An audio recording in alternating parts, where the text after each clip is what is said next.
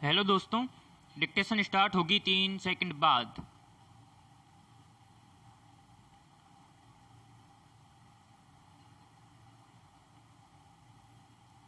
Start.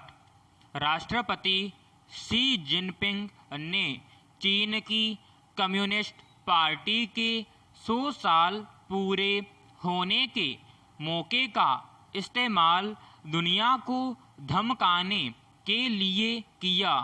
Party की वर्षगांठ पर ऐसा करने की जरूरत उन्हें क्यों पड़ी? क्या लंबे शासन ने पार्टी पर उनकी पकड़ को कमजोर किया है और आक्रामक रुख अपनाकर अपनी छवि सुधारना इसका उद्देश्य है, या वाकई वह दुनिया को यह संदेश देना चाहते हैं कि चीन अब इतना ताकतवर हो गया है कि इसे हल्के में लेना ठीक नहीं है?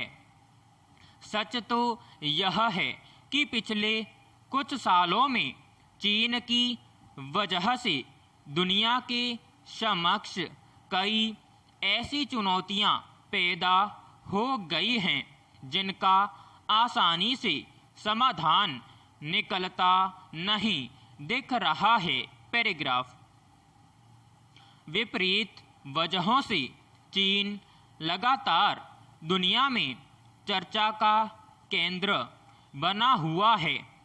अर्थव्यवस्था के वैश्विक उदारीकरण का लाभ उठाकर पिछले 3 दशकों में उल्लेखनीय तरक्की के बावजूद अपनी विस्तारवादी नीतियों के कारण चीन कई देशों के आंखों की किरकिरी भी बन गया है।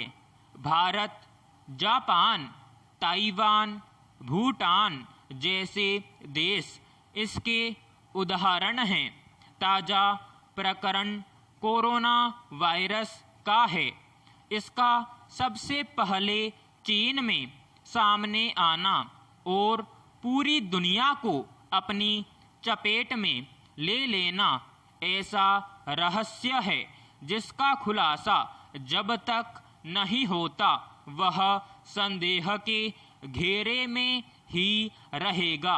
विडंबना देखिए कि अपने पड़ोसियों को लगातार परेशान करने वाले राष्ट्रपति जिनपिंग ने कहा कि हम किसी अन्य देश को परेशान, उत्पीड़ित या अधीन नहीं करते। हम विदेशी ताकतों को धमकाने, उत्पीड़ित करने या अपने अधीन करने की अनुमति नहीं देंगे। अगर ऐसा किया गया तो मुंहतोड़ जवाब दिया जाएगा। ऐतिहासिक थियानमन चौक पर करीब 1 घंटे के भाषण में जिनपिंग ने अनेक विरोधाभासी बातें कहीं।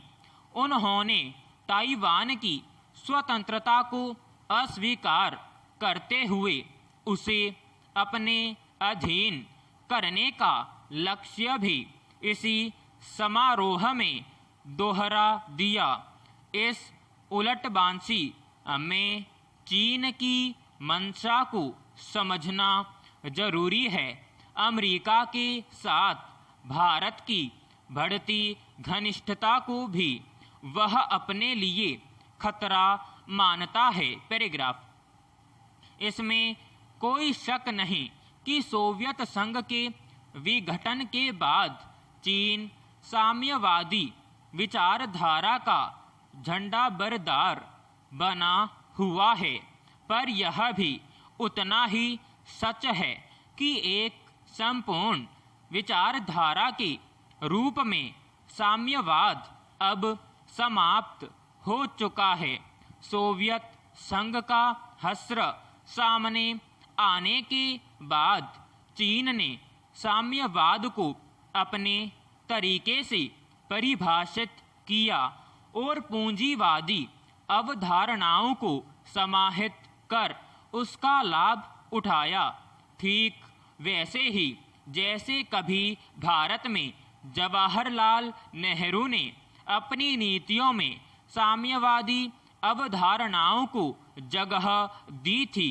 CPC की वर्षगांठ हमें यह सोचने का मौका जरूर देती है कि क्या पूंजीवादी विचारधारा में साम्यवादी हिस्सा मिलाकर कोई राह निकाली जा सकती है। समाप्त।